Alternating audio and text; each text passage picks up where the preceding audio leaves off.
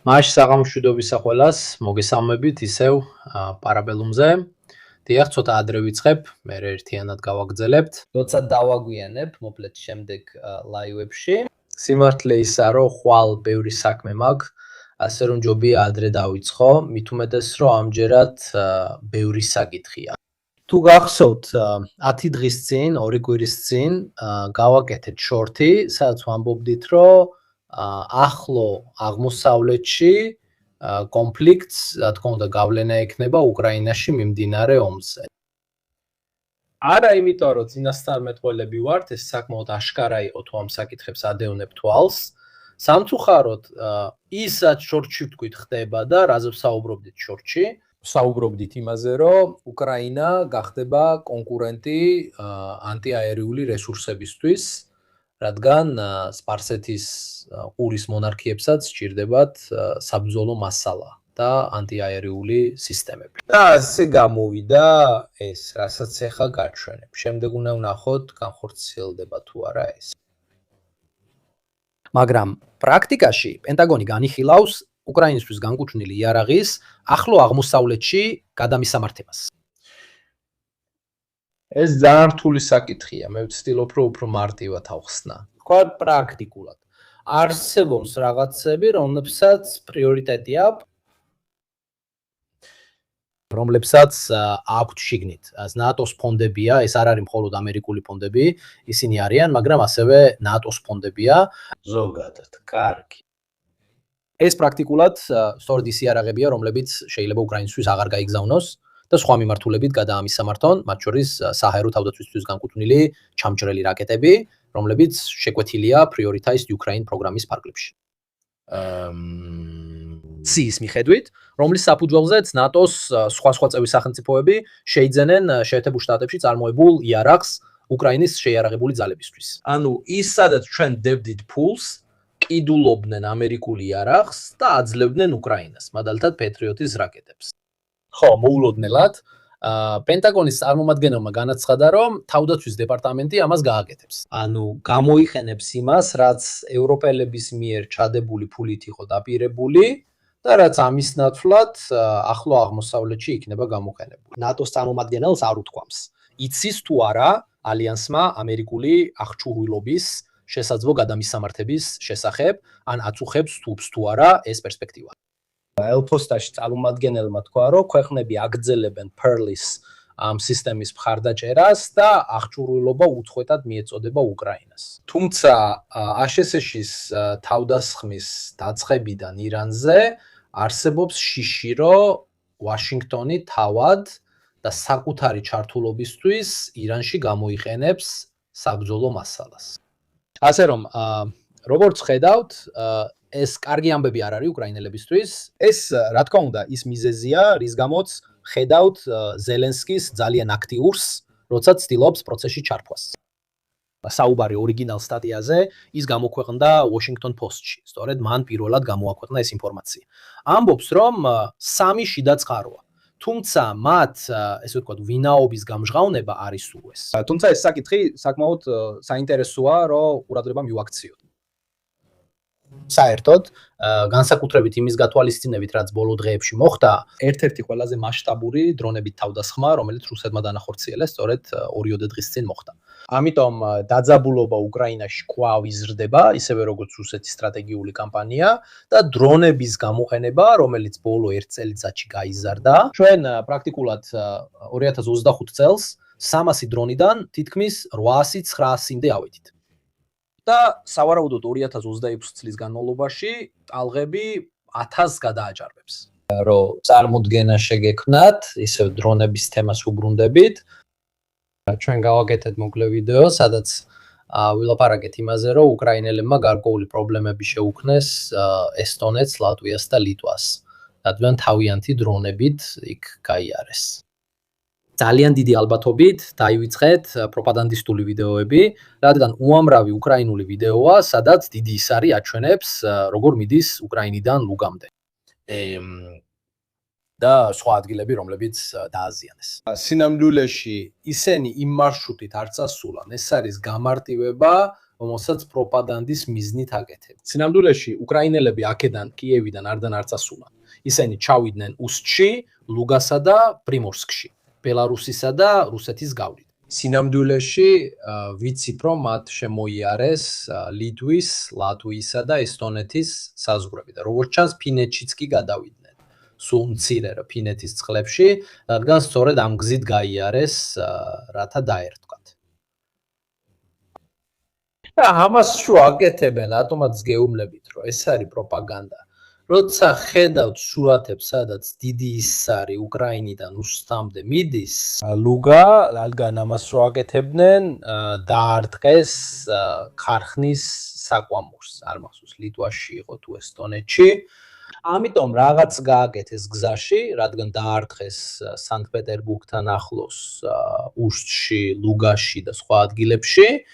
იმიტომ რომ იქ გადის რუსული ნავთობის ექსპორტის 40% განსაკუთრებით ამ ორ ტერმინალზე, პრიმორსკსა და ლუგაში. მაგრამ იქ არის ასევე ველები, დინასტიური წარმოების დოკები. და ეს საინტერესო. ხედავთ ეს ვიდეო უკრაინელების მიერაა გადაღებული და დააკვირდით ვიდეოს მაშინვე აჩერებენ. იმაშია საქმე, რომ ჩანს თითქოს ისინი ბელარუსში მიდიან, მაგრამ სინამდვილეში სხვა გზით წავიდნენ. რას დაარტყეს? დაარტყეს ცისტერნებს. და ასევე როგორც ჩანს, რამდენიმე წნევის ტუმბოს, რომელიც ნავთობისთვის გამოიყენება. ეს ვიცით, რადგან არსებობს სატელიტური სურათები, მაგრამ ასევე ვიდეოებიც. მე ვესაუბრე ასევე რუსების მიერ გადაღებულ მანამდე და შემდეგ ვიდეოებზე. ამიტომ შეგვიძლია ზიანის შეფასებაც გავაკეთოთ. ამ შემთხვევაში, თუ კონკრეტულად დავაკვირდებით იმას, რაც დაზიანდა, პრაქტიკულად შევამჩნევთ კვამს, ცეცხლს და ასე შემდეგ.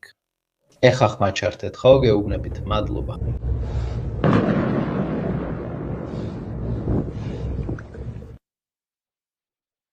ისინი დააზიანეს. ზოგიერთ რაიონში, განსაკუთრებით პორტულ ზონებში, რაც შეეხება პრიმორსკსა და ლუგას, და შემდეგ ეს ღამით იყო და შემდეგ დავინახეთ დაზიანებები, დიახ. მაგრამ შეიძლება ნათლად დაინახო მიღებული ზიანი. და განსაკუთრებით გვაქვს სატელიტური სურათები მანამდე და შემდეგ, სადაც შეიძლება შედარება. აქ მათ დააზიანეს პრაქტიკულად 5 ცისტერნა, რომლებიც სხვათა შორის ჯერ კიდევ იწვის, რადგან NASA Firms-ის სურათები გვაჩვენებს, რომ ყველაფერი ჯერ კიდევ დაზიანებული. შემდეგ ნელ-ნელა სიახლეები იწყებს მოსვლას და სხვა რაღაცებიც ჩანს. მათ მხოლოდ უსტლუგა და პრიმორსკი არ დაუზიანებიათ, არამედ დაარტყეს იმ წერტილსაც, სადაც გემი მზადდებოდა. რა ტიპის გემი? ესეც სხვა კადრებია, ეს უსტლუგადანაა, დღევანდელია.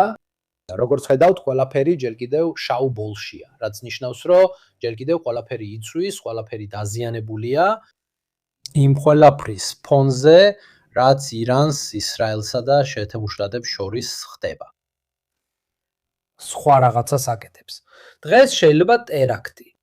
ამერიკულ ნავთობგადამამუშავებელ ქარხანას დაარტყეს, არავინ იცის, ეს შემთხვევითობა იყო თუ არა, მაგრამ ძალიან საეჭვოა, რადგან მართლაც უცნაურად ჟღერს, რომ ამერიკაში ესეთი შემთხვევა მოხდა. რა დამთხოვა, რომ ეს მნიშვნელოვანი ნავთობგადამამუშავებელი ქარხანა. იმ დროს, როცა ახლო აღმოსავლეთში ის ხდება, რაც ხდება, მით უმეტეს, რომ ესე სურათებიდან რო უყურებთ, მაგრამ შემდეგ, როცა მეტი დრო მექნება, ამ ფოტოებს ექსპერტებს, თქვათ, ასაფეთქებელი ნივთიერებების სპეციალისტებს გადავცემ, ჩანს, რომ დაზიანება შიგნიდან არის. რო წარმოდგენა შეგექმნათ, როგორც ხედავთ, სულ მცირე საინტერესოა, რომ ამერიკელებსაც ესეთი შემთხვევა დივერსია ჰქონდათ. არავინ იცის, მაგრამ განსაკუთრებით ესეთ დროს ეს ცოტა უცნაურია. რომ ვალეროს ნავთობგადამამუშავებელ ქარხანაში, პორტ არტურში, დიდ ნავთობგადამამუშავებელ საწარმოში, რომელიც დღეში 415,000 ბარელს აწარმოებდა. მოულოდნელად შიგნით აფეთქება მოხდა. შეგიძლიათ შეამჩნიოთ, რომ ყველაფერი რაც იქ იყო, გარეთ გადაიტანა. ეს აფეთქებისთვის, დეფლაგრაციისთვის დამახასიათებელია. ცოტა უცნაურია ესე, რომ ეს სწორედ ესე დროს ხდება. მაშ, ლუგაზე დაბრუნებისას, როგორც ხედავთ, გვაქვს სატელიტური სურათები მანამდე და შემდეგ და ვიცით, რომ ეს ორი ჰაბი რუსებისთვის მნიშვნელოვანია. განსაკუთრებით ესეთ დროს, როცა ისინი ალბათ ცდილობდნენ ნავთობის ფასის ზრდით სარგებლის მიღებას. უეცრად უკრაინელები, რა თქმა უნდა, აწესებენ სანქციებს გარკვეულწილად. ეს ვიდეოები თავად რუსებმა გადაიღეს, რადგან ეს მათი ტერიტორია, ასე რომ როგორც ხედავთ, ეს ბუჩქები არ არის აი როგორც ვიღაც ითხოვდა, ესე რომ როგორც ხედავთ, საკმაოდ დიდი ზიანი იყო. საინტერესო ის არის, რომ იმ ყველაფრის გარდა, რაც აქ მოხდა, როგორც გეუბნებოდით, იქ იყო გემი შენდებოდა, ეს გემი იყო FSB project 23550 არტიკულის საპატრულო გემი, რომელიც რეალურად შეიძლება კალიბრის რაკეტებსაც კი უშვებდეს, ყავდეს ვერტამფრენი და ასე შემდეგ.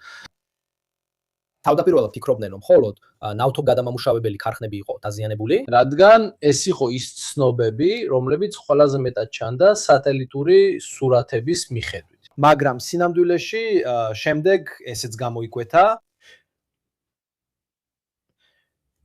აი ეს ხედვა. პორტის მშრალი დოკის კამერები უკრაინელებმა გატეხეს. მხოლოდ უკრაინელებს შეეძლოთ ესეთი ხედვის მიღება გემზე. ჩვენ ასევე ვიცით, რა ტიპის დაზიანება მიაღენეს უშუალოდ გემს, რადგან შემდეგ ეტაპობრივად გამოვიდა სხვა სურათებიც და ამიტომ შეგვიძლია გადავამოწმოთ. გემი გადახრილია, ესეთი ტიპის გემი იყო, როგორც ხედავთ, და ეს არის დაზიანებები. ეს გემი დაახლოებით 220-დან 250 მილიონი ხიდდა. რაღაც ამდაგვარი, აქ აშკარად ჩანს გემი გვერდზე გადახრილი, აქ კიდევ უფრო კარგად ჩანს, გვერდებზე დაზიანებების შესახებ არაფერია ცნობილი. საერთოდ დაახლოებით 2 გემია ჩართული, ანუ მგონია რომ აქაც ის გემი, რომელზეც გადახრილი იყო, მაინც გამოიწვია გარკვეული დაზიანება. ამიტომ როგორც ხედავთ, საკმაოდ საინტერესო ამბებია, ერთი მხრიდანაც და მეორეც. მეორეს მხრივ უკრაინელები იყენებენ ახალ მეთოდს დრონების გამოსატენებლად, ანუ დისტანციურ მეთოდს. ფაქტობრივად დრონების მართვის ახალი გზა აღარ არის ოპერატორის მიერ 20 კილომეტრიდან და ასე შემდეგ. ძალიან ახლოდან. ბოლო დროს ისინი ალბათ ამ შეტევას ამუშავებენ, უბრალოდ დიდი ალბათობით ამ შეტევას, რომელიც უკრაინის საზღვრებიდან 900 კილომეტრში. ძალიან დიდი ალბათობით ეს გაკეთდა ამ სისტემით. აქ პრაქტიკულად ამ სისტემით, რომელიც რა თქმა უნდა სატელიტთან არის დაკავშირებული, ძალიან დიდი ალბათობით დისტანციურად, შვიდად, სასტუმროდან მათ შეძლეს პრაქტიკულად ამ დრონების მართვა. სხვათა შორის, ეხლა ეს ამბავი საინტერესო ხდება, რადგან თუ ორივე მხარე დაიწყებს ესეთი ტიპის მეთოდის გამოყენებას დრონების მართვისთვის, თუნდაც 100 კილომეტრის დაშორებიდან, ოპერატორების 10-20 კილომეტრში ყოფნის ნაცვლად, მაშინ რთული იქნება ოპერატორების დაკარგვა. ამიტომ ორივე მხარეს დრონების სრული უპირატესობა ექნება. მართალია, რომ უკრაინელებს უპირატესობა აქვთ, რადგან Starlink-ი აქვთ. რუსებს ასეთი დაფარვა არ აქვთ, ეხლაც აგიხსნით, რატომ? გავაკეთეთ დადათვით, თვალებზე სახვევით. რამდენიმე ფაქტორის გამო, რომელზეც უკვე ვისაუბრეთ წინა კვირებშიც, ყველა მიცით, რომ მათ Starlink-ზე თვდომა აუგრძალეს. და ასევე კარგად იცით, რომ რუსეთი Telegram-ს ბლოკავს. ამიტომ მათ ერთდროულად ორი კომუნიკაციის ფორმა დაკარგეს. ეს არ ნიშნავს, რომ უკრაინელები უბრალოდ უყურებდნენ, თუ ჩვენ ნახავთ ტოჩინის დიდანალის. განსაკუთრებით რაც შეეხება შეტევები და რა ტიპის შეტევები განახორციელეს უკრაინელებმა სიღრმეში, მაგრამ განსაკუთრებით სად განახორციელეს ისინი. და ეს დაკავშირებულია სხვა ერთ ამბავთან, რომელსაც მალე გეტყვით. მიხდებით, რომ რაღაცა საეჭვოა, რა მნიშვნელობით, რაღაცა საეჭვოა. იმ მნიშვნელობით, რომ ძალიან დიდი ალბათობით უკრაინელები უკვე დიდი ხანია, როგორც ფოტოებიდან და გეოლოკაციებიდან ჩანს, ნელ-ნელა ანადგურებენ რუსების საჰაერო თავდაცვის სისტემებს, რადარებს და სხვა მსგავს ტექნიკას. და ეს ფაქტი გვაფიქრებინებს განსაკუთრებით იმ აქტივობასთან კავშირში, რომელსაც ისინი სხვა ადგილას ავითარებენ. ვაფიქრებინებს, რომ ისინი ემზადებიან და ეს უკვე ვნახეთ. მათ ყოველთვის ძალიან პასიური როლი ჰქონდათ თვითმფრინავებთან დაკავშირებით ამ თვეების განმავლობაში, თუნდაც F-16-ებთან, Mirage 2000-ებთან და ასე შემდეგ. ისინი ყოველთვის უბრალოდ გამოიყენებოდა დრონებისა და მსგავსი ობიექტების გადასაჭერად. ამიტომ ეს არ იყო ისეთი ფართო გამოყენება, სადაც რისკებს ექვემდებარებოდი. აი ეს ყველაფერი საინტერესოა, რადგან ამან პილოტებს საშუალება მისცა ყოფილიყვნენ სასარგებლოები და ესე ვთქვათ, შემსუბუქებინათ უკრაინის საჰაერო თავდაცვის სისტემის დატვირთვა. მაგრამ ყველაზე მთავარი ისაა, რომ მათ დიდი გამოცდილება დააგროვეს, რადგან ბევრი მისია შეასრულეს ანტისაჰაერო და სხვა საფრთხეებისგან დაცულ გარემოში. და ჩემი აზრით, ამან მათ გარკვეული გამოცდილების შეძენის საშუალება მისცა. რა თქმა უნდა, ისინი ჯერ კიდევ ვერ შეეჯიბრებიან ძალას რუსეთის საჰაერო ძალებს, მაგრამ ნამდვილად შეუძლიათ უკვე რაღაცის გაკეთება. თუ მათ შექმნეს გარკვეული ზონები, თქვათ, სადაც არის ხრელები, რომლებიც მათ თვითონ შექმნეს და არა შემთხვევით წარმოშობილი ხრელები. ეხლა გაჩვენებთ ამ რაღაცას, რაც ძალიან საინტერესოა, რადგან გვაძლევს წარმოდგენას იმაზე, რაც მათ გააკეთეს. ეს ყველაფერი რუსების საჰაერო თავდაცვისა და რადარის სისტემების განადგურების გეოლოკაციებია. განსაკუთრებით, როგორც ხედავთ, ყირიმის რეგიონში და პრაქტიკულად ზაპოროჟიეს დერეფნისა და დონეცკის რეგიონში. თუ მთელ სტატიას არ წაგიკითხავთ, ვეცდები ესე შევაჯამო, რომ მაინც გაიგოთ აზრი. რაც ჩვენთვის მნიშვნელოვანია, ეს ნაწილია. აქ ანუ რამდენი S300 და S400 სისტემა ჰქონდათ რუსებს ომამდე? სულ 908. დარჩენილი მოქმედი 586. წმინდა დანაკარგი 322, ცვლილება 30%-ია. 45% გაითვალისწინეთ, რომ მოსკოვს ომამდე სულ მცირე მოსკოვის ოლქს 191 ჰქონდა, ეხლა 260 აქვს. ქვეყნის სამხრეთს რომელსაც ომამდე 100 ჰქონდა, ეხლა 130 აქვს. მაგრამ თუ დააკვირდებით ცენტრალურ ზონაში, მათ პრაქტიკულად უნდა აერჩიათ რა უნდათ დაეცვათ. შეამჩნიეთ უკრაინელების ბოლო პერიოდში განხორციელებული შეტევა სწორედ ამ ზონაშია. აქ სადაც შემცირდა 290-დან 92-მდე. იგივე ეხება ბალტიის ფლოტს. თითქმის 50%-ით ნაკლებია. და აღმოსავლეთ და ცენტრალური ზონებიც, ესენიც შესწირეს. დაითვალეთ, რომ ცენტრალურ ზონაში, რუსეთის ცენტრალურ ოლქში, ჰქონდათ 132, ეხლა აქვთ 32, აქ ჰქონდათ 139 და ეხლა აქვთ 38. ეს ნიშნავს, რომ შემცირების გამო მათ მაინც მოუწიათ აერჩიათ რა დაეცვათ.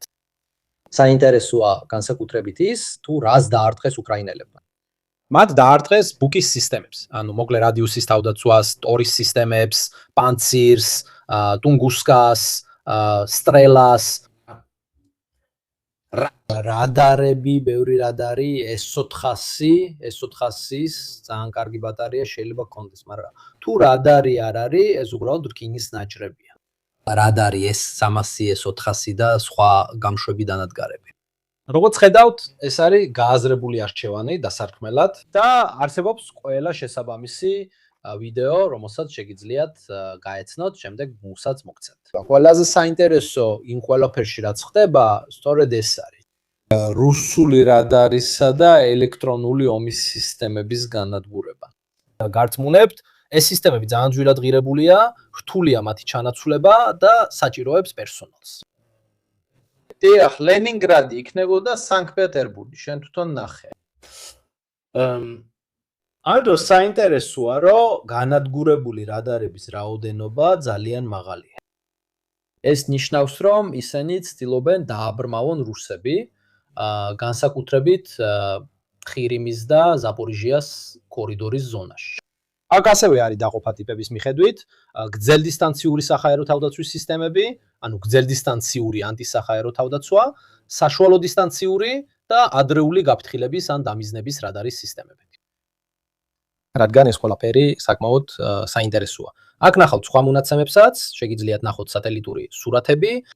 რადგან თუ ამას დაუკავშირებთ ქარხანა საიბერბოროშოზე თავდასხმას, რომელიც რადამთხვევა სწორედ ამ ტიპის სისტემებისთვის აწარმოებდა ნაწილებს, ან მიკროელექტრონიკას და ასე შემდეგ.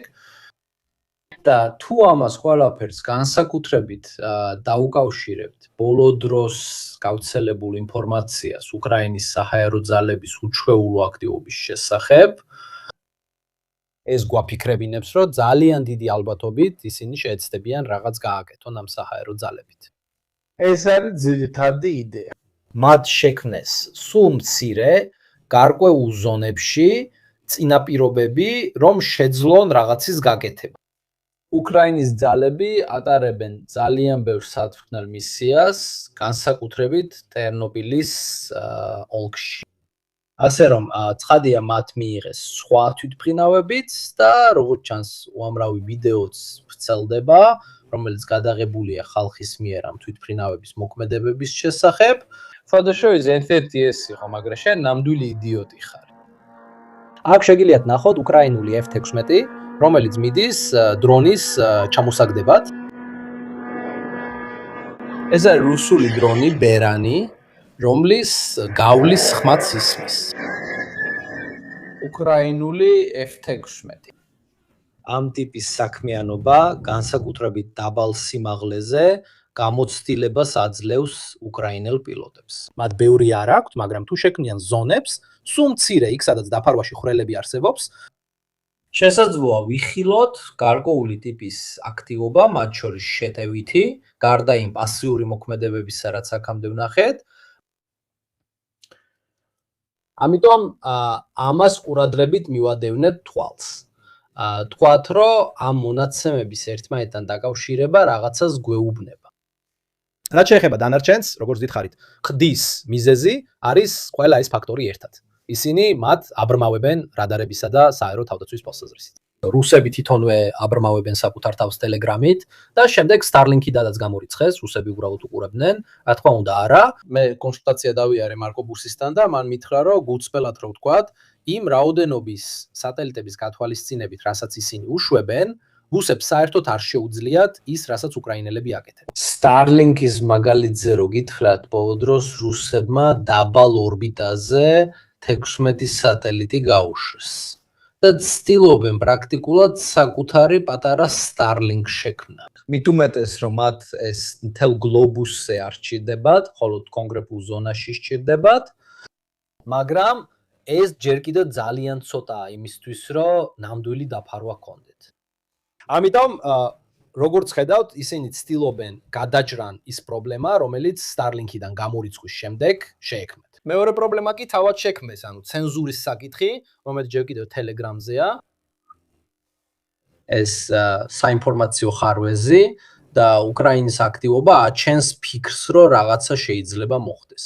განსაკუთრებით იანვარში ვნახეთ, მაგრამ ყველაზე მძიმე თვე იყო თებერვალი, რუსული წინსვლის თვალსაზრისით 2024 წლიდან. ფაქტობრივად ეს ნიშნავს, რომ ამას დიდი გავლენა ჰქონდა სიცივის და სხვა ფაქტორების გარდა, რომლებმაც ყველას ცუდა შეაფერხა. მაგრამ წინსვლის თვალსაზრისით თებერვალი იყო ყველაზე მძიმე თვე რუსებისთვის 2024 წლის დასაწყისიდან. ფაქტობრივად საინტერესოა ვნახოთ, არის თუ არა ეს მრავალი ფაქტორის თანხვედრა, რომელსაც მნიშვნელობა უნდა მიენიჭოს.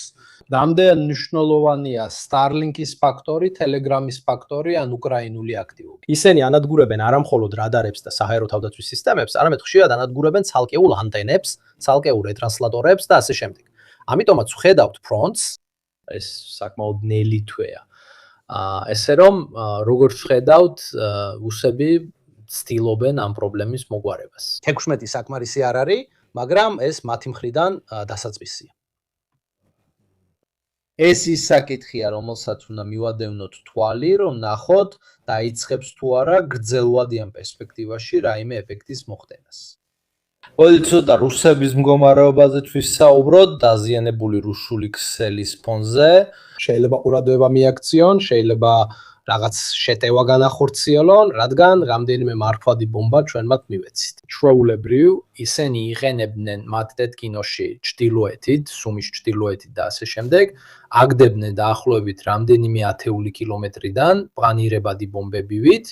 მაგრამ ეს ნამდვილად ცოტა აქტივობა იყო, ხედავდით როგორ ბომბავდნენ ხიდებს იმ პერიოდში, მაგრამ ყოველთვის სწრაფად მოდიოდნენ და მიდიოდნენ. და ცდილობს იმოქმედოს მაინც უსაფრთხო ზონაში. შეიძლება ეხლა რაც ხდება, სცადონ რაღაცის გაკეთება, რაღაც უფრო მეტ. ან ნებისმიერ შემთხვევაში რუსებისთვისაც ესე ვთქვათ, რესურსები უფრო შეზღუდული ხდება ამ მხრივ. ამავდროულად ვისარგებლებ შემთხვევით და ცოტაოდენ განახლებასაც მოგცემთ სულ იმ აპლიკაციაზე, რომელსაც ვავითარებთ.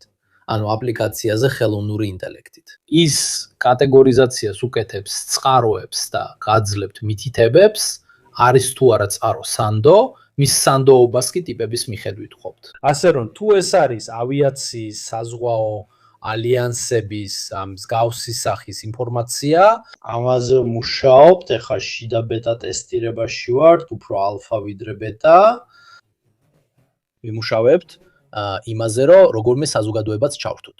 რამდენიმე იდეა გვაქვს, მაგალითად გარკვეული რაოდენობის გასაღებების დარიგება, განსაკუთრებით იმ ადამიანებისთვის, ვინც ჩემს ტელეგრამში აქტიურად მონაწილეობდა, აქვეყნებდა სიახლეებს, ავრცელებდა ინფორმაციას, ამოწმებდა ფაქტებს და ასე შემდეგ. შემდეგ დისკუსიის დროს მე მომივიდა იდეა, ანუ გამახსენდა რაღაცა, SETIS პროგრამა გახსოვთ, Extraterrestrial Intelligence-ის ძიება, იყო ერთი პატარა პროგრამა. რადგან ეს საქმე ძალიან მძიმეა, ჩვენთვისაც კი ძნელად შეგვიძლია გავცდეთ მომხმარებელთა გარკვეულ რაოდენობას თუ ფული არ შეგროვდება. ან თუ მოვახერხებთ, ან სულ მცირე ნაწილობრივ მაინც დავარიგოთ დატვირთვა. ტვირთი მაგალითად SETI Home. მაშ, იდეა რა არის?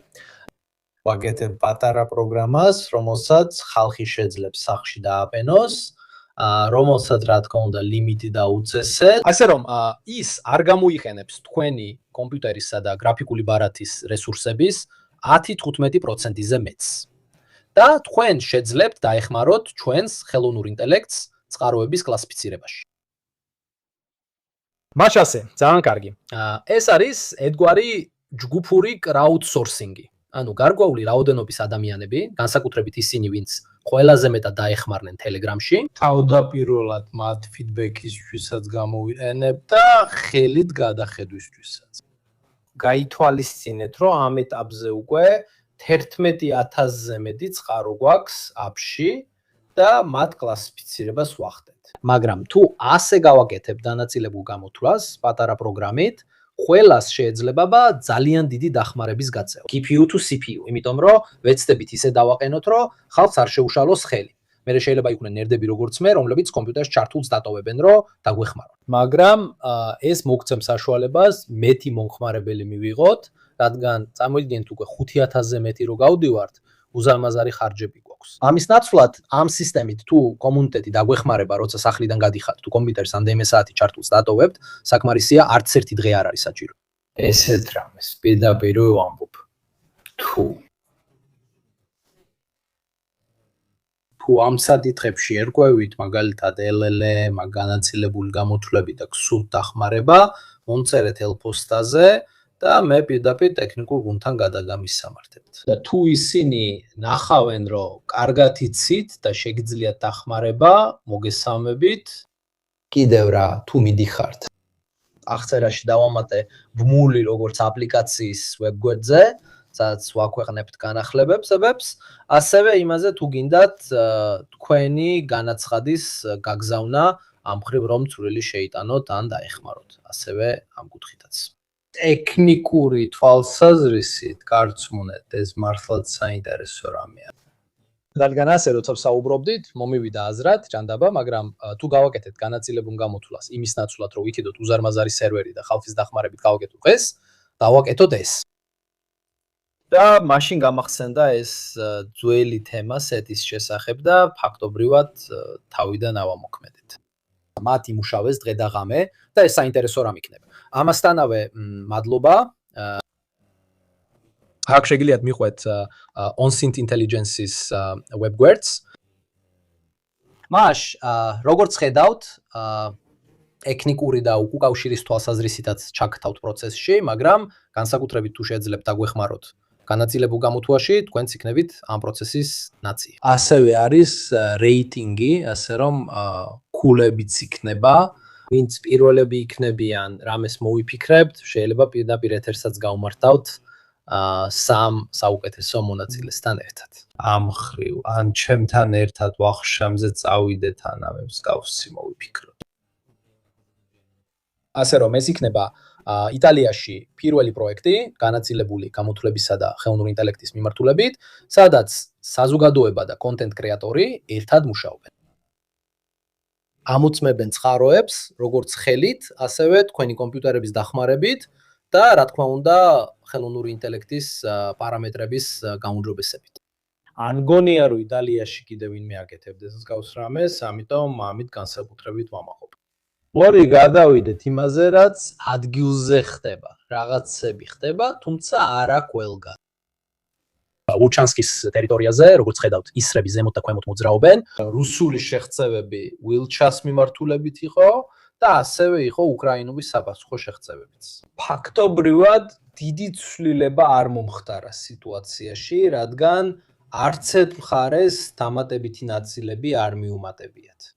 კუპია ვოლჩანსკის ჩრდილოეთით რუსები განაგრძობენ იმ ზოლის გაფართოებას, რომელიც უკრაინასა და რუსეთს შორის საზღვართან მდებარეობს. თუმცა, მიუხედავად იმისა, რომ მათ ამ ტერიტორიაზე გარკვეული რაოდენობის ნაწილები დააგროვეს, როგორც ხედავთ, რამდენიმე პოლკი და ასევე ერთი მოტორიზებული დივიზია, დიდი არაფერი ხდება. გაითვალისწინეთ, რომ ამ დროს უკრაინელები ნელა და ჩუმად თხრიან თელრიგ სანგრულ სისტემებს, ანტიტანკურ თხრილებს და ასე შემდეგ. კუპიანსკი. იმდენად, რომ კუპიანსკზე ბევრი არ საუბრობენ, რადგან კუპიანსკში დიდი არაფერი მომხდარა, არის რუსული შეღწევები აღმოსავლეთიდან და დასავლეთისკენ, მაგრამ საბოლოოდ არაფერი გადამწყვეტი. ცოტა აქტივობაა, გულწრფელად რომ ვთქვათ, არც ერთ და არც მეორე მხარესთანაც, ნახავთ. რუსებმა ბევრი დანაყოფი გადაადგილეს. განსაკუთრებით სამ მიმართულებაზე. სივერსკისა და ლიმანის ხაზზე, ზოგადად დონეცკის მიმართულებით და რა თქმა უნდა ზაპორიჟიეს მიმართულებით. სხვა ფრონტებიდან რესურსების ამოღებით და შესაბამისად შეტევის პოტენციალის შემცირებით, ეს უფრო ფართო ხედვაა სიტუაციისა კუპიანსკის გარშემო. შემდეგ რუსები ფართოვდებიან, მივიდნენ ოსკილის წინდებარე ხიდამდე, მაგრამ მაინც რჩება ეს ვიწრო მონაკვეთი, რომელსაც ისინი სულ უფრო მეტად ეცილებიან. ყველაზე საინტერესო ნაწილი კი ლიმანში მოხდა. რამდენიმე დღის წინ რუსებმა განახორციელეს მექანიზებული შეტევის მცდელობა 100-მდე ტექნიკით, მათ შორის BTR-80-ებით, BTR-80A-ებით, კვადროციკლებით, მოტოციკლეტებით და სხვა ყველაფრით. სადაც მათ პრაქტიკულად ორი რამს სცადეს. ერთი, მათ დაარტყეს კაშხალს, ლიმანის უკანა მხარეს, რაც საინტერესოა. ისინი ცდილობენ იზოლირებას, როგორც ხედავთ, ამას shaping ეწოდება. ანუ ისინი ცდილობენ მოწყვეტას იმ კვანძების, რომლითაც უკრაინელები აგზავნიან გაძლიერებას. ამიტომ ლიმანსა და სლოვიანსკ შორის დამაკავშირებელი გზა. ისინი მდებარეობენ ჩრდილო-დასავლეთით, ხიდი, რომელიც აერთებდა იამპილს უფრო სამხრეთით მდებარე ზონასთან. ამიტომ, როგორც ხედავთ, ისინი აქტიურად მოქმედებენ. ამ რუკას, რომელსაც გირჩევთ, განსაკუთრებით ესეთი გეოლოკალიზაციისთვის შეგიძლიათ გამოიყენოთ იმისთვის, რომ ნახოთ თუნდაც ერთი კი კონკრეტული დანაკარგი. ამიტომ, როცა ვინმე ამბობს, რომ არა რუსებს ესანის არ დაუკარდავთ, შეგიძლიათ გადაამოწმოთ. ეხლა გაჩვენებთ ამ რუკას, მხოლოდ სკრინშოტი გაგიკეთეთ, მაგრამ თუ თქვენ თავად შეხვალთ და გახსნით თითოეულ მანქანას, რომლის ვიდეოებსაც გაჩვენებთ, იქ ნახავთ დანაკარგებსაც, ეს ნიშნავს, რომ თუ დააცკაპუნებთ იქ, ნახავთ წყაროს, ნახავთ რუკას. აი თუ აქ დააცკაპუნებთ ამ წერტილს, შეგიძლიათ პირდაპირ დააცკაპუნოთ წყაროზე. აქ არის ყველა შესაბამისი ვიდეო, შემდეგ არის მონტაჟიც. რუსების მცდელობა ძირითადად იყო უკრაინელების გვერდისავლა კალდინის და ლიმანის მიმდებარე ტერიტორიას. და ამას გარდა ნახავთ მათ დააზიანეს კაშხალიც, რათა ეცადათ სექტორის იზოლაცია. როგორც არ იმართა შეტევა, როგორც ამომის ყველა მექანიზებული შეტევა, რომელიც გუწფელად რო ვთქვათ, ორივე მხარის მიერ ტარდება, ეს არის ნამდვილი შეტევა. და როგორც ხედავთ, უკრაინელებმა ეს ძალიან კარგად იცოდნენ და ამიტომ ელოდებოდნენ მათ დრონებით. რუსები იძულებულნი არიან, რა თქმა უნდა, ნაღმებით დანაღმული ველების გამო, მხოლოდ გარკვეულ საკმაოდ ვიწრო გზებს მიყვნენ. რატო ყვები ამას? რადგან 20 მანქანის, 30 მოტოციკლისა და 1 კვადროციკლის შეტევა ამ ომის ბედს ცვლის. არა, უბრალოდ იმიტომ, რომ ბოლო თვეებში მექანიზებული თვალსაზრისით პრაქტიკულად თითქმის არაფერი გვინახავს. და ბევრს საინტერესებდა დაბრუნდებოდა თუ არა ესეთი ტიპის მოქმედებები. როგორც ხედავთ, ეს არ არის საუკეთესო, პრაქტიკულად არაფერს აღწევს, ესე რომ მათ სხვა მეთოდის მოფიქრება მოუწევთ, რომ რაიმე შედეგს მიაღწიონ. ეს მეორე მხარესაც ასეა. არ არის ისე, რომ თუ უკრაინელები 20 ჯავშან მანქანას აიღებენ, რიგში დადგებიან და შეტევას ეცდებიან. სხვანაირი შედეგი ექნებათ. სამწუხაროდ, დრონები, როგორც ხედავთ,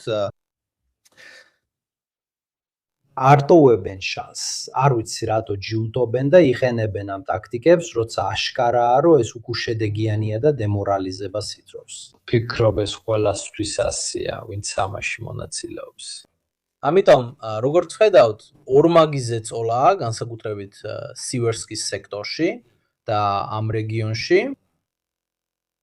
ლიმანის გარშემო. საინტერესოა ის, რომ ეს იყო შეტევა, რაც ვიდეოში ვნახეთ. როგორც ხედავთ, ლიმანის ჩრდილო-დასავლეთით და ეს არის ქაშხალი, რომელიც დააზიანეს, ხიდი ქაშხალი, რადგან ის იმ გზაზე მდებარეობს, რომელიც სლოვიანსკს ლიმანთან აკავშირებს. ამიტომ რუსებმა სცადეს ლიმანის იზოლირება. და ალბათ ცდილობდნენ ან ზურგიდან შემოვლას, ან გვერდისავლას. საბოლოო მიზანი ძალიან სავარაუდოდ არის სლოვიანსკის ზურგში სხვა მიმართულებით მისვლა. ეს არის პრატოს შეტევის ვიდეო, როგორც ხედავთ, პლანირებადი ბომბებით, რომელიც რუსებმა გამოაქვეყნეს. არ ვიცი, პლანირებადი ბომბებია თუ დრონები ზუსტად ვერ გაიგება. არ მგონია, რომ ეს ხიდია, მგონია, რომ ის უკვე შეკეთებულია, ალბათ მიათასეთ. და როგორც ხედავთ, შეიძლება ეს ხიდიც კი იყოს ცოტა უხეშად გაკეთებული, რომ წარმოდგენა შეგექნათ, ეს არის ხიდი სივერსკი დონეცზე. სიჩქარის მიხედვით მგონია, რომ შეიძლება დრონებიც იყოს, პლანირებადი ბომბები ჩვეულებრივ უფრო სწრაფია. აი ეს გაძლევს წარმოდგენას. ქმედებები, რომელსაც რუსები ატარებენ, განსაკუთრებით ლიმანის უკანა მხარეს, ასე რომ გვაქვს სიტუაცია, რომელიც უკრაინელებისთვის საუკეთესო არ არის. სხვა მიმართულება. რაც სხვა მიმართულება, რუსები ნელ-ნელა მიდიან, რუსები უახლოვდებიან და ცდილობენ ლიმანში შეღწევას. ეს არის მუდმივი ზეწოლა, რომელიც გარღვევის წერტილს უახლოვდება. რუსეთის ბოლო თავდასხმები, როგორც ხედავთ, სადავო ზონაში მოიცავს ლიმანის ორივე მხარეს. ეს არის იგას ხიდი, რომელიც ადრე ნახეთ ხოლო, მეორე შეტევა ლიმანის ჩრდილოეთით გადიოდა. სხვა სექტორი, სადაც რუსები წინ მიიწევენ, სივერსკის მიმართულებაა. სივერსკის სექტორში ისინი აგროვებენ გარკვეულ ნაწილებს და განსაკუთრებით ბოლო პერიოდში ცდილობენ კონტროლის დამყარებას. განსაკუთრებით იმ გზის, რომელიც კრამატორსკს უახლოვდება. ჩემი აზრით, მიზანი არის მთავარი საავტომობილო გზის აღება, რომელიც ეს იქნებოდა. რომელიც კრამატორსკისკენ მიდის. და ისინი ცდილობენ ამას ყველანაირი გზით, განსაკუთრებით ამ ტერიტორიებზე. ეს არის რუსული შეღწევების ბოლო ლოკაციები, რა თქმა უნდა. შეღწევა ერთი რამეა, ხოლო კონტროლირებადი ტერიტორია სხვა. თუმცა ვამჩნევთ, რომ ისინი ახლოდებიან. ეს ის სექტორია, სადაც სავარაუდოდ ისინი უფრო მეტ ერთეულს შეხავთ. ეს სექტორი უკრაინელებისთვის ყველაზე წარმატებული არ არის. აქ არის პატარა თხრილი არხი და რამდენიმე თავდაცვითი სისტემა, მაგრამ დიდი ურბანული აგლომერაციები არ არის. სლოვიანსკამდე, მიკოლაივკა, კრამატორსკი. თქვათ, რომ ამ ყველაფერს ამდენი ხნის განმავლობაში სწორედ სივერსკი აკავებდა. სივერსკი, ხო, ის, ვინც ამ ყველაფერს აკავებდა. გაგიზიარებთ სხვა რუკებსაც პარალელურად, რომ წარმოდგენა შეგექმნათ. ყვითელი წერტილები აღნიშნავს რუსების მიერ ამ ტერიტორიაზე განხორციელებულ მოქმედებებს. ამიტომ ყოველჯერზე გაჩვენებთ სახმელეთო რუკებს, შემდეგ კი გაჩვენებთ რუსების მიერ გამოყენებულ მართვად ბომბებსა და артиლერიის აქტივობასაც. სადაც აშკარად ჩანს, რომელი ზონებია ყველაზე მნიშვნელოვანი, სადაც ისინი ცდილობენ გზის გახსნას. ეს კი გეოლოკაციებია. ლურჯით უკრაინული, წითლით რუსული. და ასე რომ მოხერხდა მათი შესრულება და ამიტომ მოხერხდა ამოცნობა შესრულება. პირველად, ესე რომ შეძლეს ამოცნობა, შესრულდა ამოცნობა პირველად და ესე რომ ეს არის. ამიტომ შესაძლებელია ამოცნობა შესრულდა, ერთხელ შეძლეს, შესრულდა იმისთვის რომ პირველად შეძლეს, შესაძლებელია კი პირველად. ინეა. ლოჯის პირველად. ის, რომელიც მიდის კოსტიანტინივკადან დრუჟკივკაში. გაითვალისწინეთ, რომ რუსები დიდი ხანია ცდილობენ ზურგიდან შეაღწიონ, რათა შეძლონ მისი ჩაგეტვა კოსტიანტინივკაში პირველად. ასე რომ რუსებმა შეძლეს. დიდ ზეცოლას ახდენენ, რუსული შეღწევები უკვე დაფიქსირდა ქალაქის შიგნითაც კი, განსაკუთრებით თუ სამხრეთ-აღმოსავლეთ ზონას დავაკვირდებით. და ეხლა როცა ბერესტოკი აიღეს, სადაც ეს გამაგრებული და ოდნავ ამაღლებული ზონა იყო, გაითვალისწინეთ, რომ ეხლა ბერესტოკს იღენებენ როგორც პლაცდარმს, რათა სცადონ ქალაქში შეღწევა სამ სხვადასხვა მიმართულებით. თუ გახსოვთ, ბოლო პერიოდში ეს ადგილებიც დაიტბორა, აქაც დააზიანეს, კაშხლები, გახსოვთ? ეს ორი წყალსაცავი რუსებმა დააზიანეს, რათა დაედბორათ კოსტიანტინივკას უკანა ტერიტორია და გაემიჯნათ იგი. ზუსტად ისე როგორც ლიმანში გააკეთეს წინა ვიდეოში, ბრაუ ვინტერი რო გახსოვდა, ამიტომ იქაც დაარტყეს კაშხლებს. შენიშნეთ, რომ ნელა წინწაწევით ჯერ კიდევ არაფერი გაუმყარებიათ ქალაქის შიგნით, მაგრამ ქალაქში შეღწევას იცლებით. შენიშნეთ თარიღები და დააკვირდით პერიოდებს, ყველაფერი ნოემბრიდან დღემდეა, რომ წარმოდგენა შეგექმნათ, მაგრამ ნამდვილად ძალიან ცოტა. ძირითადი ნაწილი იანვრის-მარტის, თებერვლის ამბებია. ამასაც გვეუბნება ომის ინსტიტუტი. 24 მარტს მათ შეძლეს მიეღწიათ ამბირესტრის ლინივკაში, რომელიც ქალაქის მიმდებარე სექტორია, განსაკუთრებით პრედ-თეჩინეს ზონაში, იყენებენ კოსტიანტინივკის დასაფარად. ეს არის რუსული დანაყოფების ბოლო გეოლოკაციები, ციები, რომლებიც შეიჭრნენ და როგორც ხედავთ, საკმაოდ ღრმად შეიჭრნენ ურბანულ აგლომერაციაში. რა თქმა უნდა, ეს ძალიან რუსული რუკაა. როგორც ხედავთ, აქ თითქმის არ არის მითითებული სადავო ზონა. ისინი კი წერენ, რომ უკვე აიღეს, უკვე შიგნით არიან, მაგრამ სინამდვილეში ეს სადავო ზონა. თქვათ, რომ ისინი არ იხენებენ ზონებს. სადავოდ არ გამოცხადება ნამდვილად არ არის საუკეთესო, მხოლოდ იმიტომ, რომ ორი ქვეითი გამოჩნდა, ეს არაფერს ნიშნავს. საუკეთესო რამ, რაც სულ მცირე, საუკეთესო მაპერებმა მიიღეს, რა თქმა უნდა, არის ეს გაუკოლობის ხარისხი, როცა ვერ ახერხებ რაღაცის დადასტურებას.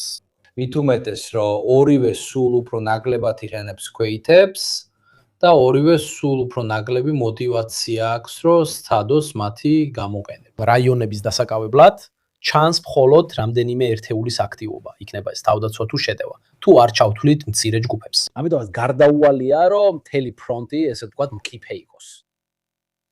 თუ წარმოიდგენთ არის შეტევები, არსებობს არავის მიწა, ზოგადად, ზოგჯერ 20 კილომეტრამდეც კი, არაუბრალოდ წარმოდგენა, რადგან ეხა დრონები მუშაობენ როგორც აკორდეონი, ისინი სულ უფრო ფართოვდებიან. ამიტომ ფარავენ 20, 30, 40 კილომეტრსაც კი. ამიტომ სადავო გაურკვეველი ზონა, სადაც ერთ დღეს უკვე ფიქსირდება 8 უკრაინული დანაყოფი, მეორე დღეს კი რუსები და ასე შემდეგ. ის სულ უფრო და უფრო იზრდება. მაშ, როგორ ხედავთ ამას? კოსტიანტინივკას მდგომარეობა საწყის ეტაპზეა, როცა რუსები სავარაუდოდ პირველივე შეტევაზე შეეცდებიან მის შტურმს, მაგრამ ასევე ეცდებიან ზურგიდან მოჭრას. ბრავო, როგორც კატაპულტი. მაჩო კაპატონდის ციტატა. ეხლა გადავიდეთ პოკროვსკისა და კრეშჩინეს ზონაზე. რაც შეეხება პოკროვსკს, როგორც იცით, უკვე კაგდახანია ქალაქის დაკავება დაასრულეს და ეხლა კრეშჩინესკენ მიიწევენ. და ბოლო დროს შეძლეს ქალაქის სულ მცირე უმეტესობის კონტროლის გამყარება. როგორც ხედავთ, პოკროვსკი ეხლა უკვე სრულად რუსეთის კონტროლქვეშაა, ასევე მირნოგრადი, როდინსკეს ნაწილი, მაგრამ განსაკუთრებით ეხლა შეძლეს კრეშჩინეში შეღწევა. თუ გახსოვთ, წინა ლაივში კრეშჩინე საშინელი პლანირებადი ბომბებით იბომბებოდა, გაითვალისწინეთ, რომ იქ ძირითადად პატარა სახლებია, ფაქტობრივად ყველაფერი მიწასთან გაასწორეს. ბოლო პერიოდში ასევე შეინიშნება რუსული დანაყოფები, რომლებიც ბილიცკეში უკრაინელებს ზურგში უვარდებიან. მაშ როგორც ხედავთ, ეს სალიანტი პოკროვსკის, კრეშჩინეს, როდინსკეს და ბილიცკეს იქით ნამდვილად არ არის ცხოვრების საუკეთესობის საუკეთესო პირობები, არა? უკრაინული დანაყოფებისთვის, რომლებიც ამ რაიონში არიან, ალბათ უნდა გადაისროლონ დობროპილიას მხარეს, რომელიც ოდესღაც ამ ტერიტორიის სარდლობის ცენტრი იყო. უკრაინელებისთვის ეს არის ბოლო გეოლოკაციები. რაც შეეხება რუსებს ამ მხარეში, რომლებიც როგორც ხედავთ პრაქტიკულად უკვე თლიანად აიღეს კრეშჩინე, მათთვის შემდეგ წინსვლა უფრო რთული ხდება. რადგან როგორც ხედავთ, აქ არის ეს წყლის აუზები, ბევრი გზა და მინდვრები, სადაც მართლა ძალიან ცოტა მიწაა გამოსაყენებელი. ასე რომ, როგორც ხედავთ, გარკვეული აქტივობა არის, საინტერესოა აღინიშნოს, რომ ძირითადი აქტივობა მაინც დაბალია. მინდა გაჩვენოთ ერთი საინტერესო რამ სტატისტიკური თვალსაზრისით, იმაზე რაც ბოლო 3-4 თვის ომის განმავლობაში ვნახეთ. და სწორედ ის ფაქტი, რომ შეხედეთ ფერებს, რაც უფრო მუქია ფერი, მით მეტი ერთეული იყო ამ ტიპის ფრონტზე. ხოლო რაც უფრო თეთრისკენ გადადის, მით მეტი ერთეულია იმ სექტორში. კარდი, მაგალითად, თეთრი არის 2026 წლის მარტი. ბეჟი დაახლოებით სექტემბრიდან იანვრამდეა, 2025 წლის სექტემბრიდან 2026 წლის იანვრამდე. თუ დააკვირდებით ამას თეთრი, უფრო მაღალი ხაზებიდან დაინახავთ, რუსული ერთეულების უმეტესობა გადაყვანილია კრამატორსკის სექტორებში. მთლიანად სივერსკის, დონეცკისა და ზაპოროჟიეს ზონაში. ეს ან მთავარი სექტორები. კუპიანსკი ესეთი იყო დაახლოებით გასული წლის ოქტომბერ-ნოემბრამდე.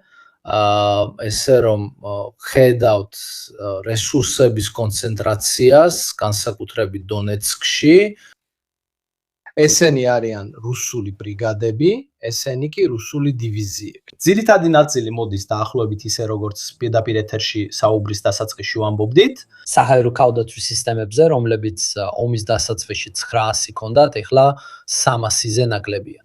და ამიტომ დაიწყეს ნაკლების გამოყოფა ზოგ სექტორში. აქაც ხდება ძალების რაციონალიზაცია, კონცენტრაცია ზოგიერთ ზონასთან დაკავშირებით.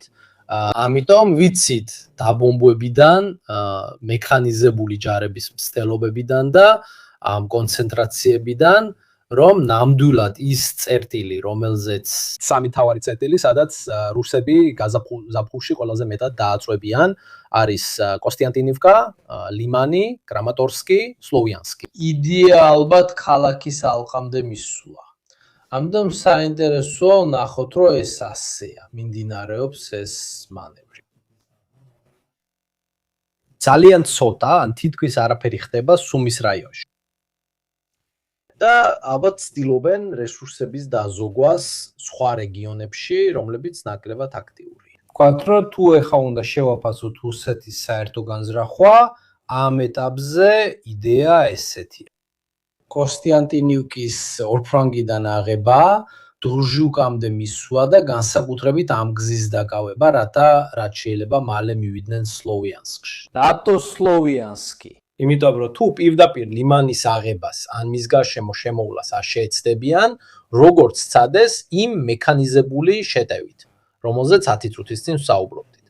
და თუ მოახერხებენ მიკოლაივკის აღებას და ლიმანის იზოლირებას ხიდების განადგურებით, ლიმანი უკრაინელებისთვის შეუძლებელი გახდება შესანარჩუნებლად. და მათ მოუწევთ უკან დახევა გარდაულად, რადგან სულ ლიმანის ჩრდილოეთიდანაც შემოვლენ. რადგან თუ ამ ზონაში მისვლას მოახერხებენ, სლოვიანსკისთვის მნიშვნელოვან მომარაგების გზას გადაკეტავენ. რადგან სლოვიანსკს 1, 2 და 3 გზა ექნება დაფარული. ეს ნიშნავს, რომ ყველა რუსული დრონი, რომელსაც ამ ტერიტორიაზე განთავსება შეეძლება, დრონის ოპერატორები, ფაქტობრივად ამ ლოგისტიკურ გზას შეუტევენ. ამიტომ ყველაფერი ძალიან ცენტრალიზებული და ცეცხლის ქვეშ იქნება.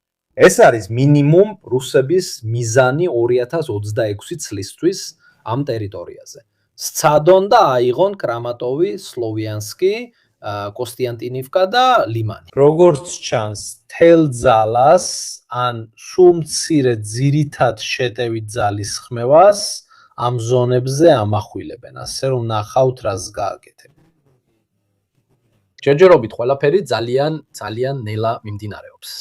თუ გადავხედავთ ინსულებს, რაც ამ პერიოდში მოხდა, მივხვდებით, რომ ეს იყო ყველაზე ცუდი პერიოდი თითქმის 2 წლის განმავლობაში, რაც რუსული შეტევა გრძელდება. აქ შეგიძლიათ ნახოთ, როგორი იყო წინსვლის მაჩვენებელი კვადრატულ კილომეტრებში 2023 წლის ოქტომბერში, მთელი 2024 წლის განმავლობაში. ისინი შეტევაზე დარჩნენ. მაის-ივნისში, როგორც ხედავთ, 2025 წელს. ხვალ გააქტიურდნენ, შემდეგ კი ზამთრის თვეებისკენ მიდიან ნოემბერ-დეკემბერში. მარტი. ამაში დამნაშავეა ამინდი, დამნაშავეა სტარლინკი, დამნაშავეა ტელეგრამი, დამნაშავეა უამრავი სხვა ფაქტორი. მაგრამ საინტერესოა, რომ ისინი ისე ცუდად არ მუშაობდნენ, როგორც 2021 წლის მარტში, ან თითქმის 2023 წლის დეკემბერში. ანუ, რო წარმოგიდგინოთ, იმ დროიდან მოყოლებული ესე ცოტა შედეგი არ ქონდათ. ეს საინტერესოა, ასევე საინტერესოა, რომ ახსენეთ, კარგია რომ გახსოვთ, კომერციული შეთავაზების და რეკრუტინგის ზრდის თემა, მაგრამ ტერიტორიული თვალსაზრისით ესეთი მცირე წინსვლა დეკემბერი 2023 ის შემდეგ არ ყოფილა. ნახავთ რა მოხდება შემდეგ. ესე რომ, როგორც ხედავთ, ისინი ზოგადად მაინც აგრძელებენ ტერიტორიის მოპოვებას, თითქმის ყველგან, მაგრამ ისეთი ნელა, როგორც 2 წელი არ ყოფილა. ესე რომ, ეს სხვადასხვა ფაქტორების კომბინაცია. არც ის ყინვა, რაც იყო, ნამდვილად არ წაადგა რუსეთის შეტევით მოქმედებებს.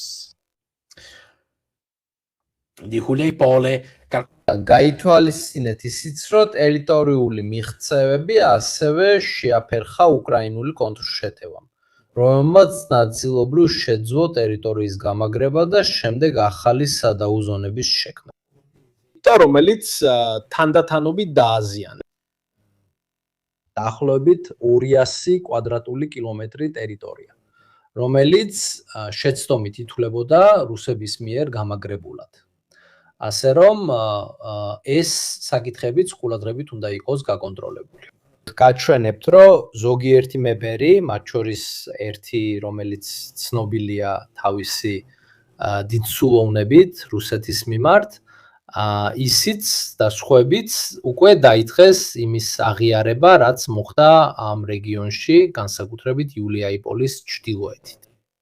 და ასე რომ მათ აღიარეს, რომ კარგი, ეს არ არის უკრაინული კონტრშეტევითი ოპერაცია, მაგრამ ამ კონტრშეტევებმა მაინც დაიბრუნეს რამდენიმე სოფელი.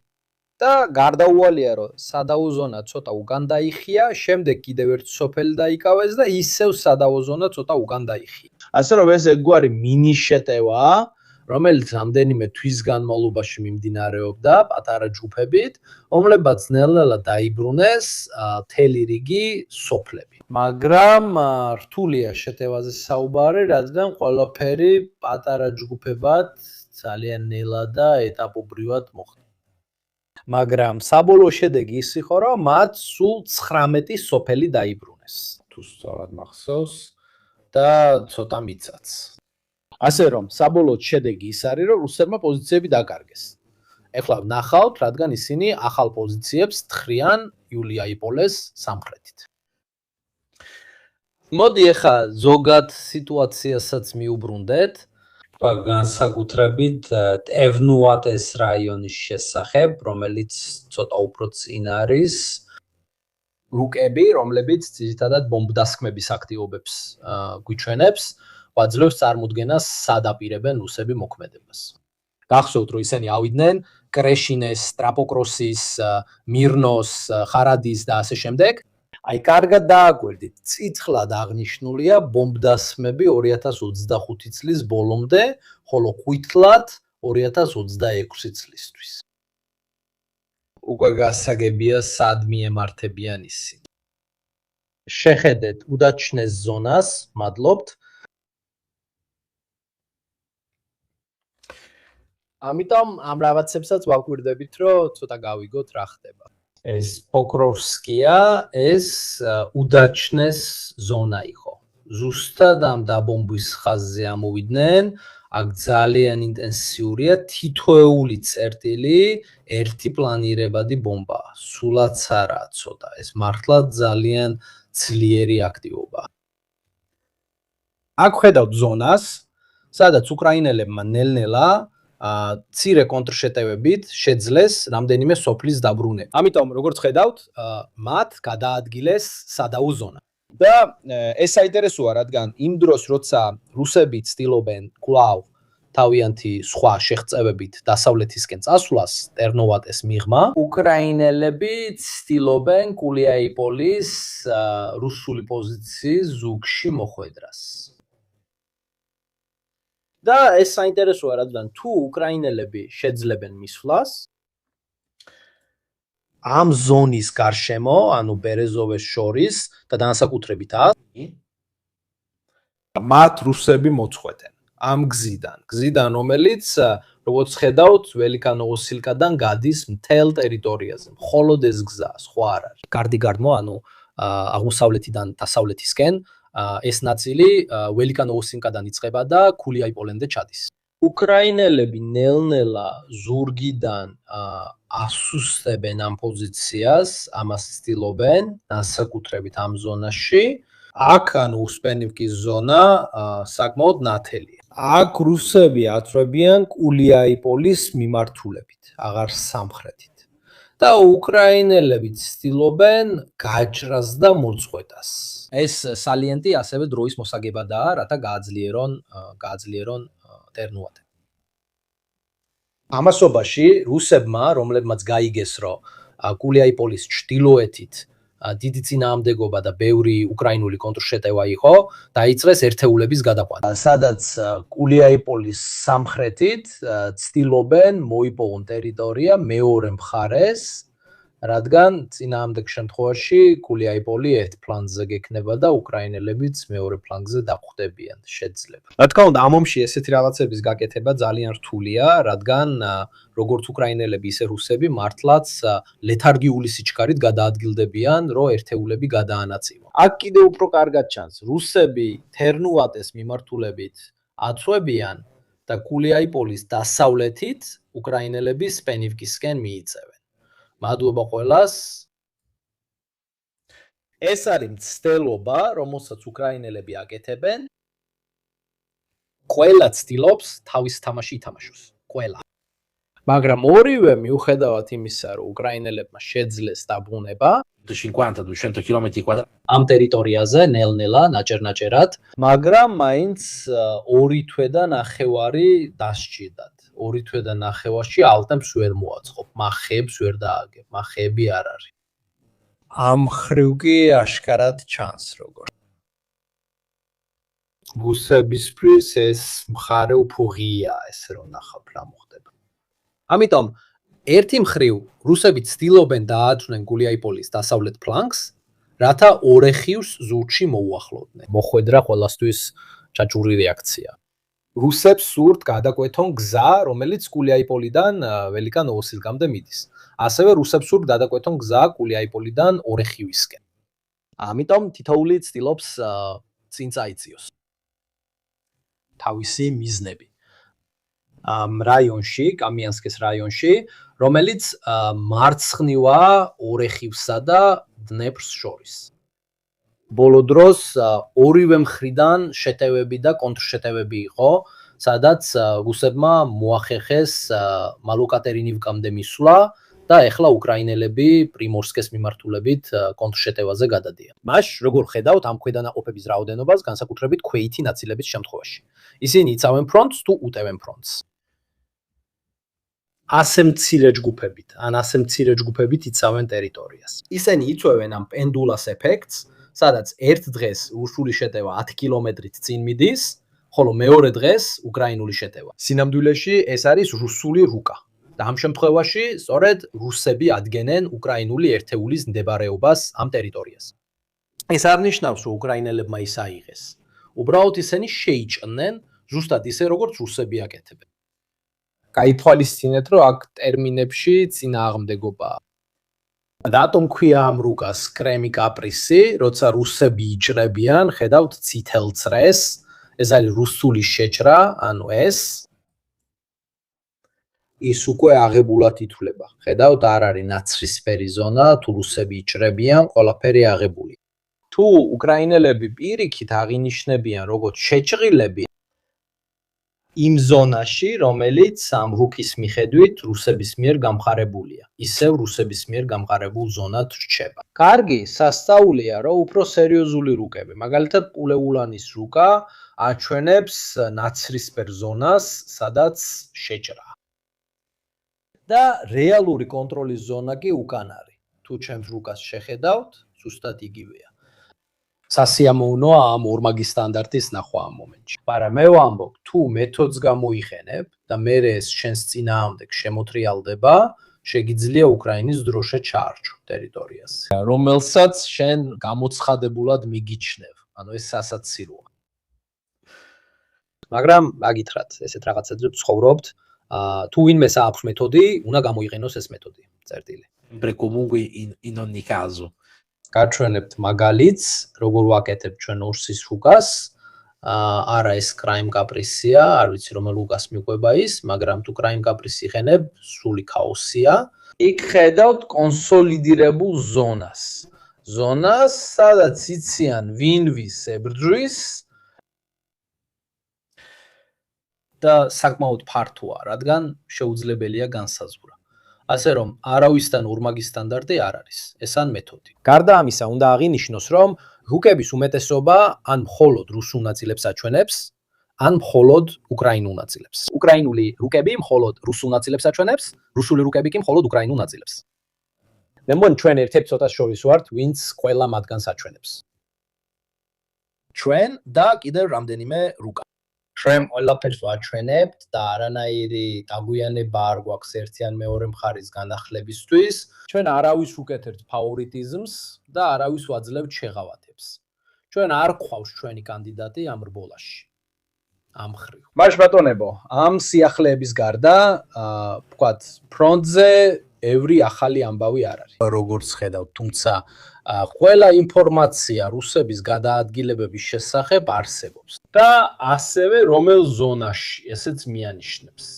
ალბათ აპრილში, მაისში, უფრო მეტად კი მაისში დაიწყებენ აქტიურ მოქმედებებს. ასევე არის აზოვის მოძრაობებიც, გადიზიარებთ უამრავ თემას, რომელსაც ზოგჯერ ლაივშიც კი არ ვამბობ. რო არ მოგაწკინოთ, შიგნით ნახავთ უამრავ სხვა წყაროსაც, რომლებიც სხვა საკითხებზეც საუბრობენ, რასაც აქ არ ვახსენებ, გააზიარე ლაივში. რატო არიან ისინი უმცირესობაში, მაგრამ თუ ვიმეს აინტერესებს სად მოძრაობს აზოვი, რომელ ფრონტზე, ან მსგავს საკითხებზე, შიგნით უამრავი შიდა მოძრაობაა. ასევე უკრაინულ დანაყოფებთან დაკავშირებითაც, რადგან შიგნით შიდა მოძრაობებია, რადგან ალბათ მათაც გრძნობენ, სად მოხდება ყველაზე ძლიერი დარტყმა. და შესაბამისად ელიან, რომ მოუწევთ თავიანთი რეზერვების გადატანა ამ ტერიტორიას. გირჩევთ განსაკუთრებით Unit Observer-ს მიხვეთ, რომელიც ყოველთვის შესანიშნავ სათმეს აკეთებდა, არასდროს დაგვიჭერია, რომ რაიმე ტყუილი ეთქვას ან შეცდომა დაეშვა. რაც შეეხება გადაადგილებას, გაითვალისწინეთ, რომ ასოფი იგზავნება ამ სექტორში, აზოვის კორპუსი პოკროვსკის სექტორშია. ხოლო 33 მექანიზებული იგზავნება უფრო სივერსკ ლიმანისკენ. იმიტომ რომ სწორედ იქ რუსები ყველაზე მეტად აწვევიან. ზოგიერთი დანაყოფი კუპიანსკიდან გამოაქვთ, რადგან ბოლო პერიოდში დიდი აქტივობა არ არის, მაშინ როცა პოკროვსკის ჩრდილოეთით აქტივობა სულ უფრო იზრდება. აქ არის მე-12 ბრიგადა ასოფი და პრაქტიკულად ყველა ბრიგადა, რომელიც ასოფის არმიის კორპუსს ეკუთვნის, მე-14 ბრიგადა ჩერვონა კალინა, მე-20 ბრიგადა ლიუბარტი, მე-4 რუბიში, პირველი ბრიგადა ბურევილი, პრაქტიკულად აქ ასოფის მთელი არმიის კორპუსია განლაგებული, დაახლოებით როდინსკეს, დობროპილიას და ასე შემდეგ შორის. და არ არის შემთხვევითი, რომ ამ პერიოდში აქ რუსები უამრავ დანაყოფს აკრიან. ნახავთ რა მოხდება, მაგრამ ბატონებო, ეს არის ძირითადი აქტივობა. ტერიტორიაზე, როგორც დაგბირდით, ასევე დაგიმატეთ სხვა მეპერების ბმულები, მათ შორის აშკარად ერთმხარეს მდგომებისაც. თქვათ ბახას ფილორუსი, სადაც ისინი თავადაც ხვებიან იმ უკრაინულ შეტევაზე. ერთი ცნობთ, მას ამკმეპინგი ქვია, მეორე სურიაკი ქვია, რომელიც ერთ-ერთი იყო მათგან, ვინც უკან დაიხია, რადგან რუსებისთვის ჰქონდა ტერიტორია მინიჭებული. ყველა ზუსტად ამას ამბობს. სპეციალურად გაჩვენებთ, რომ როგორც ხედავთ, თუნდაც ტიფოს ან ბახასგან განსხვავებით, ყველა აღიარებს, რომ სინამდვილეში თუ ეს პირდაპირ კონტრშეტევა არ არის, მაინც უკრაინული კონტრშეტევების აქტივობაა. ბოლოს და ბოლოს ნელა. ამას ამბობს ამკმეპინგი, დაახლოებით 288 კვადრატული კილომეტრი ამ ზონაში, რომელიც არის კულეპოლეს ჩრდილოეთითაა, ხოლო სურიაკის რუკა ამბობს 275. მაგრამ როგორც ხედავთ, ისინი ამას შეტევებს ეძახიან. ჩემი აზრით ეს არასწორია, რადგან ეს არ არის შეტევა, არამედ კონტრშეტევების სის სერია. ლურჯი წერტილები პრაქტიკულად წარმოადგენს ხელახლა აღებულ სოფლებს, დაბუნებულ სოფლებს, რომლებიც ადრე მეტნაკლებად რუსეთის კონტროლის ქვეშ იყო. თქვათ, რომ მეტი რუკის შემქმნელიც არის, თითოეულს თავისი დანაკარგები აქვს. აღიარებენ, რომ მიუხედავად ამისა, ნელ-ნელა უკრაინელები ზურდიდან ემუქრებიან კულეპოლეს. ეს არ არის შეტევა, როგორც გითხარით, იმიტომ რომ სოფლის სიჩქარით და კვირაში 5 კილომეტრით ამას შეტევას რო უწოდოთ, ეს ძალიან გადაჭარბებული იქნება. თქვათ, რომ ეს მეტნაკლებად იგივე მეთოდია, რომელსაც რუსები სხვა ფრონტებზე იყენებენ. ესე რომ ეს ძალიან ნელი პროცესია. ამიტომ ყოველთვის მეცინება, როცა ამბობენ პოკროვსკის დაცემა 2000 უკრაინელი ტყვეთ ჩავარდა. ხუ, რომელიც პოკროვსკიდან რო წამოსულიყო და კიევისკენ წასულიყო, 2025-ში იქამდე მიაღწევდა. ვერ შეძლებ ადამიანების გაჭედვას, როცა ტერიტორიის დაკავებისა და გამაგრების სიჩქარე ასეთია. და მეშინია, რომ ორივე მხარე კიდევ უფრო მეტად გამოიყენებს დრონებს, სატელიტური სისტემებით, კიდევ უფრო დაშორებული მართვით. შეიძლება ის წინასწარმეტყველება, რაც 2 წლისა და ნახევრის წინ ლეონარდო ლანძარასთან თქვი, როცა მკითხეს, შენ როგორ ხედავ მომავლის ომებს, მე უპასუხებ. ბევრი ხალხი ჰანგარებში, ყველას ხელში ჯოისტიკი უჭირავს და მილიონობით დრონი. უახლოვდებით ამას, პრობლემა ისაა, რომ თუ რუსებიც და უკრაინელებიც ეყოლებათ 100,000 დრონის ოპერატორი. 100-200,000. მაგრამ ვინ აიღებს მიწას? ვინ ამაგრებს მას? ამ ყველაფრით რაც დაფრინავს. ხო, ნახეთ უკვე ვიდეოებში ჩანს, როგორ ფანჯიდან შედიან, გვირაბში შედიან და ასე შემდეგ. ამიტომ ქვეითებიც დიდ რისკს განიცდიან, რეალურად უბრალოდ შეიძლება დაღუპულები ყავდეს. დიახ, მაგრამ ყველაფერი დაუსრულებელია, რადგან ვერავინ ამყარებს არაფერს, ვერავინ იღებს არაფერს. სათმარისი 10 ქვეითი რო დაიბრუნოს სოფელი. მაგრამ მერე მოდის დრონების გუნდი და ისევ თავიდან იწყება ეს ყველაფერი. აქ ყველაფერი მექსიკური ჩიხივით ხდება, სადაც მხოლოდ მფრენი დრონების რაოდენობას ითვლიან. და ის რამდენიმე ქვეითი, ვინც სიცოცხლეს რისკავს, რომ რამდენიმე საათით მაინც დაიგავოს სოფელი, სანამ დრონების ახალი ტალღა მოვა. მეორე მხრივ, საკმაოდ დამთვრუნველი სტრატეგიული პერსპექტივა ორივესთვის. ეს არის უწყვეტი ომი, საკმაოდ დაშორებული, ასობით დრონისტით და დროდადრო ვიღაცა კვდება, რადგან მიწა ვიღაცამ უნდა აიღოს.